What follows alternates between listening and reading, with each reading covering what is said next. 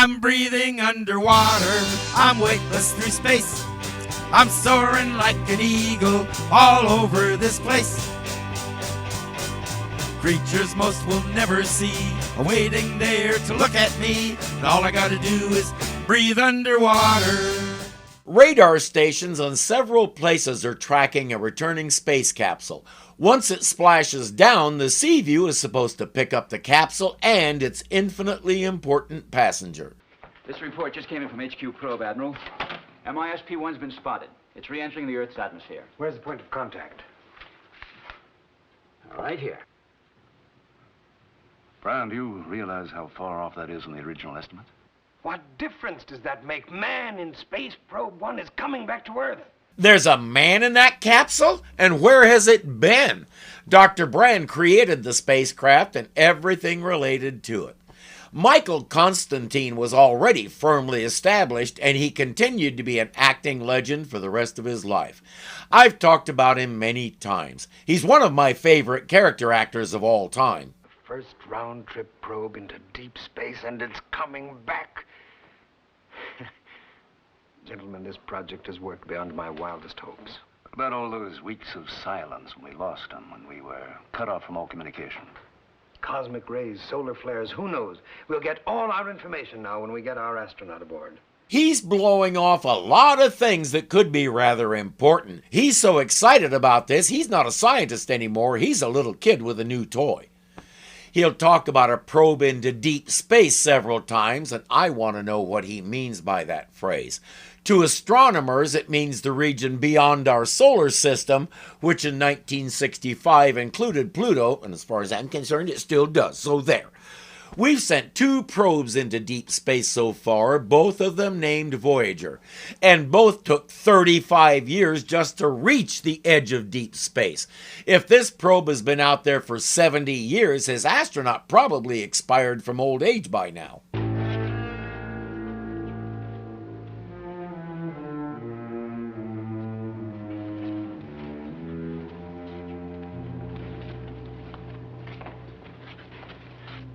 It's not a man, it's a robot. Or not. He doesn't even have gray hair. Meanwhile, his creator has lost most of his hair. This thing's memory cells are loaded with information that couldn't have been acquired any other way.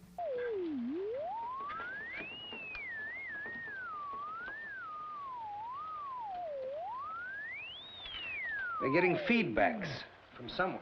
And it would be a great learning experience if they could access the information. That's probably other instruments on the sub. Captain, is it possible to shut off all electronic power on this boat? For how long?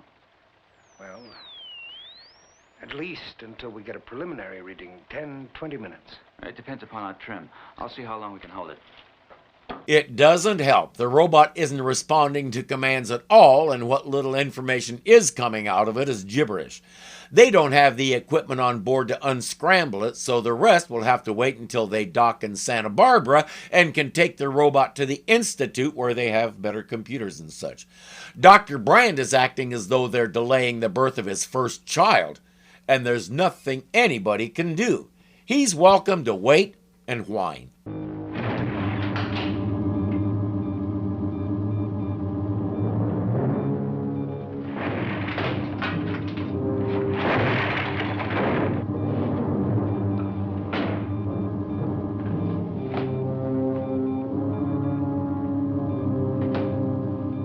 You knew that was going to happen, and it raises the obvious question, why did he build it into a humanoid body? A computer doesn't need arms and legs to ride in a space capsule and record what it sees and hears.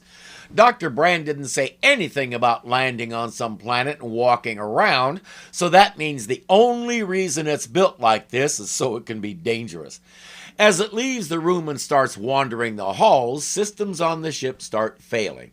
Nobody can figure out what's wrong because they don't know it got loose. Plus, Brand insists there's nothing in the robot that could affect the boat's systems. Reactor room to Captain. The atomic pile shut down. No reason. Can't seem to find the trouble. We'll switch to auxiliary and surface. Try to trace down the trouble. Aye, aye, sir. All those systems couldn't have failed at the same time. Engineering, this is the captain. Send repair teams to check the ship from stem to stern. All cabling, all wiring systems, everything. Our men are nothing if not efficient, so they're on the job at once.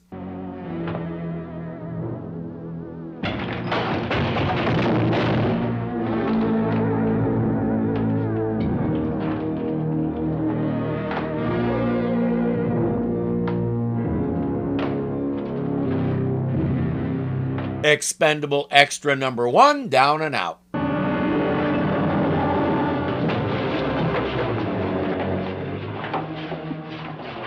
Gyro's out. Chip, take over.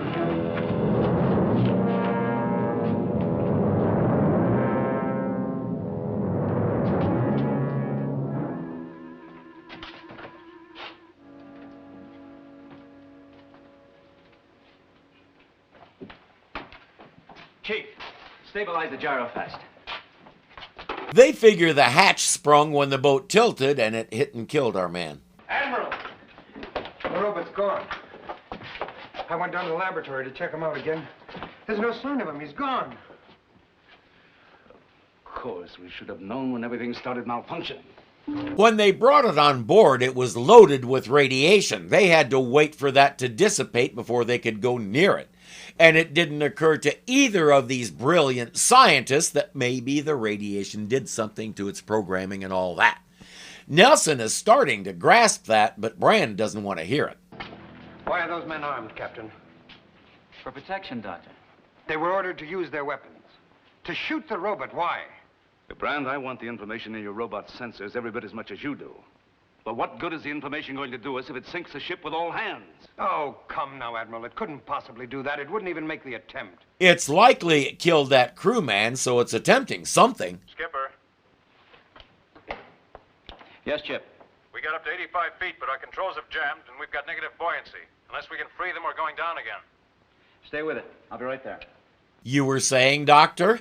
Captain Crane told Mr. Morton to surface the boat while they deal with this. The robot has other ideas. It's receiving you, isn't it, Brand? Yes, it's receiving me all right, but But can you get a fix of it? Locate it. something seems to be scrambling our signal. Maybe it's scrambling our signal.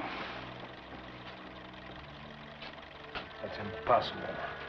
I'll try again. Are you all right? Are you hurt? No. Look at that.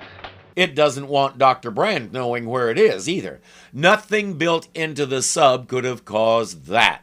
He put human-like emotions into this thing, and it appears to be having a nervous breakdown. The rest of the men are searching the boat in pairs, all armed.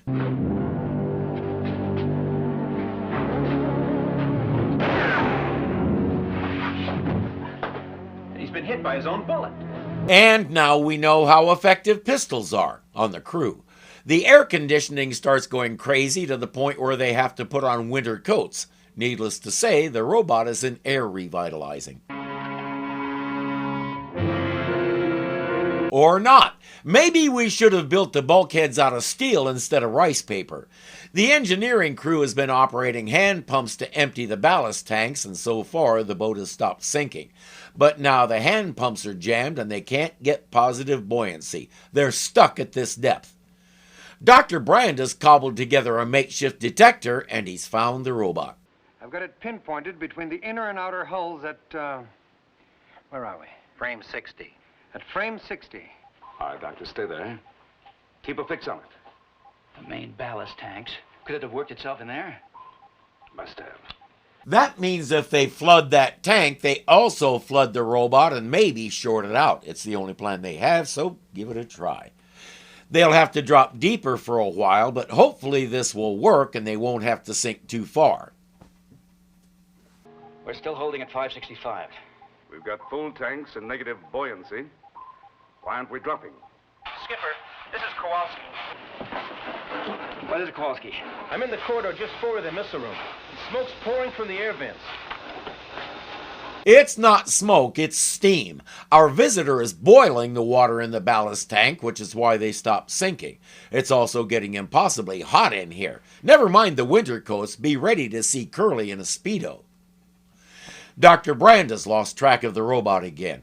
It's figured out how to jam the signal from his tracker. He can't believe it. He programmed this thing himself and he knows what it can and can't do. Or he knew what it can and can't do before he sent it out into the unknown. Something happened to it out there and it doesn't know him anymore. Meanwhile, all the power is out. The boat is dead in the water. You began to lose contact just at the moment of the blackout. Yes, or a moment or two after, perhaps. Why? That's what we've been looking for. It was right in front of us and we didn't recognize it. What? Its power source, light. Everything that moves, man, animal, machine, needs fuel. Your robot feeds on light, doesn't it? It runs on solar cells. That means they can use their flashlights to lure it into a nice dark corridor, seal the area off, and wait for the robot to power down. Which it does. Now, Doctor. We can't risk keeping that thing around here any longer. We've got to destroy it. We can't do that. The information it contains is priceless. Destroy that machine, you destroy everything we've worked for, everything. You don't have to destroy it completely, just take its arms and legs off so it can't go exploring again. And even if you do completely dismantle it, you can keep the memory cells and read them with something else. Brand keeps protesting, but finally he says, all right, I'll go down there and dismantle it. I think we all know what he's going to do.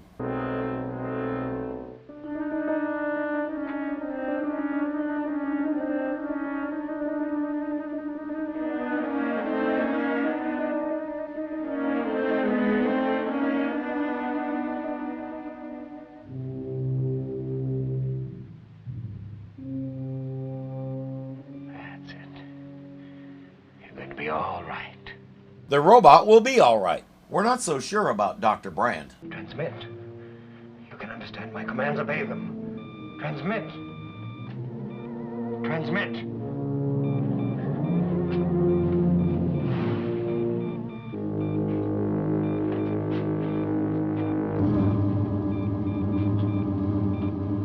No, baby.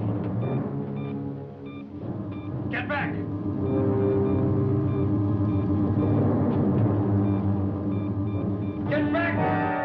He's not listening. The only thing he's interested in transmitting is pain. He's alive. He meant to kill me. Easy. Don't try to talk.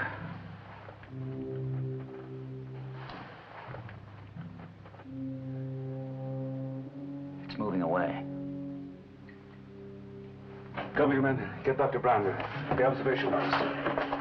It'll wander into a crewman's lounge and kill 3 more expendable extras, and then it heads for the missile room.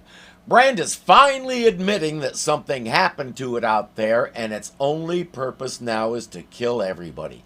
But the missile room has given Admiral Nelson an idea.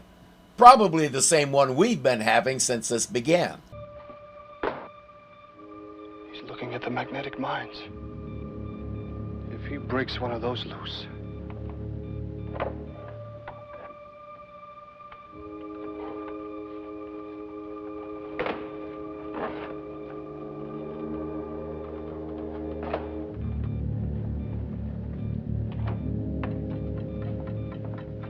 He's activated it. In 60 seconds, the whole ship blows up. Nelson had better hurry up with his idea. 20 seconds. As slow as that thing is, if I was in his place, I'd try at least once to reach in and turn the switch off on the bomb.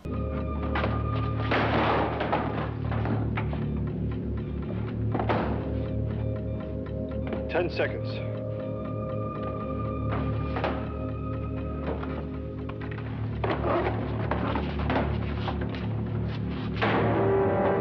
They'll get him in there and blown out with 5 seconds to spare.